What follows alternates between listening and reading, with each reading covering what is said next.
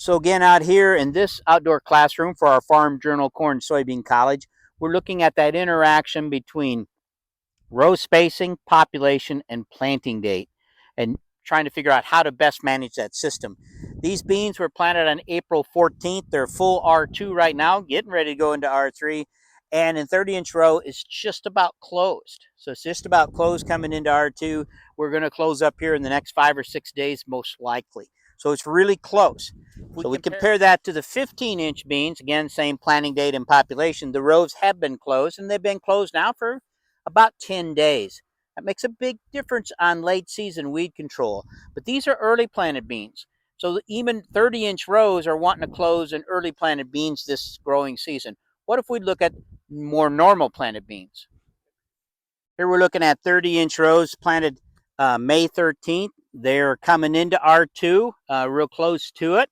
But you can tell a long way to close the row. You can see some water hemp that's coming here that's going to make it. It's going to have to be rescued out at 130,000 at that later planting date. A situation where we're not got this row closed and we got a lot of season left in front of us. It could take another 2 weeks to close this row up. That's 2 weeks of, your residual herbicides got to work faster. If we just look over here, just over in the 15-inch rows, planted May 13th, the same day, 130,000 population. They're at R1 coming into R2 pretty fast, but they are just about locked down, just about closed the row already. They will definitely be by next week. That gives us 10 days, maybe 2 weeks longer ground cover in this case, or quicker ground cover.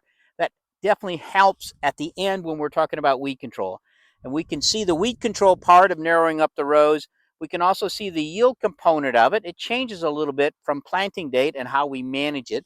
But row spacing becomes one of those particular things that we're looking at, especially when we're trying to manage water hemp.